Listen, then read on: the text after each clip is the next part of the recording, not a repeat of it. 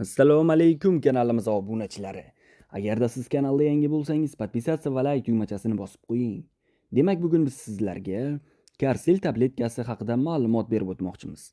Demak, Karsil tabletkasi farmakoterapevtik guruhiga ko'ra, ya'ni ta'sir etishiga ko'ra, gepatoprotektor dori vosita hisoblanadi. Do'stlar, sizlarda savol tug'ilishi mumkin. Demak, gepatoprotektor ta'sir bu nima, o'zi nimani aytyapsiz degan.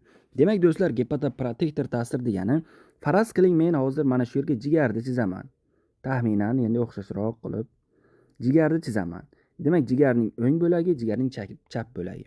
Demak, organizmda jigar kasalliklari, ya'ni kechayotgan bo'lsa, jigarda qandaydir, ya'ni kasallik kechayotgan bo'lsa yoki turli xil toksik dorilarni qabul qilsangiz yoki uzoq vaqt dori qabul qilayotgan bo'lsangiz, ya'ni jigarda toksik jarayonlar boshlanadi, ya'ni zaharlanish.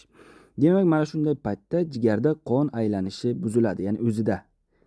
Demak, mana shunday paytda do'stlar, Karsil dori vositasi qon aylanishini yaxshilaydi. Mana shu qon aylanishini yaxshilash degani gepatoprotektor degani. Endi hozir davomini yozmadim, sig'maydi. Demak, gepatoprotektor degani. Demak, tushundingizmi? Gepatoprotektor bu qon aylanishini yaxshilovchi, ya'ni jigardagi. Shunaqa. Gastroprotektor desa, demak bu oshqozondagi. Ya'ni qaysi, ya'ni organning nomi oldinga chiqsa protektorni, ya'ni o'sha organni qon aylanishini yaxshilovchi bo'ladi. Demak, gepatoprotektor bu jigarda qon aylanishini yaxshilovchi dori vosita. Endi do'stlar, ushbu dori vositani qo'llanilishi haqida ma'lumot berib o'taman.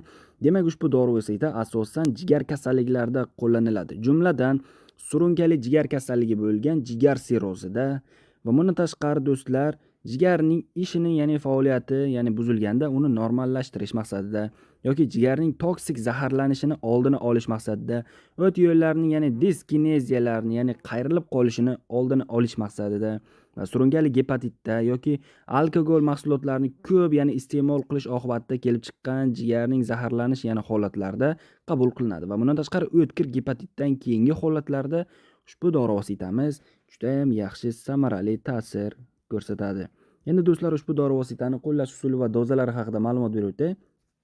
Demak, Karsil dori vositasini do'stlar, qo'llashdan avval siz gepatolog, gastroenterolog yoki bo'lmasam hech bo'lmasa terapevt guruhiga borib, jigaringizda kechayotgan kasallikni aniqlashingiz kerak. Ya'ni jigaringizni bir UZI qilib ko'rish kerak. Ya'ni ultrazvuk, o'zbekchasiga UTT, ya'ni ultratovush tekshiruvi deydi. Demak, mana shunday, ya'ni tekshiruvdan o'tishingiz kerak. Jigardagi, ya'ni o'zgarishlarni 100% aytadigan, ya'ni eng arzon bizning tekshiruv, ya'ni instrumental usulimiz hisoblanadi va UZI qog'ozni terapevtingizga olib kelib bersangiz, demak, jigaringizda kechayotgan jarayonlarni do'stlar aytib, o'shanga qarshi dori vositani yozadi. Karsilni yozishi mumkin yoki boshqani. Tushundingizmi? Ya'ni shifokor, ya'ni ko'rigi va nazorati ko'rsatmasi asosida ushbu dori vositani qabul qilishingiz kerak. Demak, do'stlar, 12 yoshdan katta va katta yoshdagi insonlar uchun ushbu Karsil dori vositasi buyuriladi. Kuniga bitta tabletkadan 3 mahal. Demak, shifokor, ya'ni belgilab bergan, ya'ni dozada qabul qilishingiz kerak. Endi do'stlar, ushbu dori vositani siz masalan qabul etdingiz yoki qaysidir inson masalan qabul etdi. Endi do'stlar, ushbu insonda kuzatiladigan nojo'ya ta'sirlar haqida ma'lumot berib o'tay. Demak, diareya, ya'ni ich ketish holatlari kuzatilishi mumkin, ko'ngil aynishi, qusish va terida ba'zan toshma va qichish holatlari kuzatilishi mumkin. Do'stlar, bundan qo'rqib ketmang. Bu mana shu dori vositadan, ya'ni bo'lishi mumkin, ya'ni ichayotgan insonlar. Demak, endi ushbu dori vositani qo'llash mumkin bo'lmagan holatlar haqida ma'lumot berib o'taman. Demak, bu do'stlar, preparatga nisbatan yuqori allergik, ya'ni reaksiya bo'ladigan bo'lsa, ya'ni ushbu dori vositamizga qo'llash tavsiya etilmaydi. Tushundingizmi?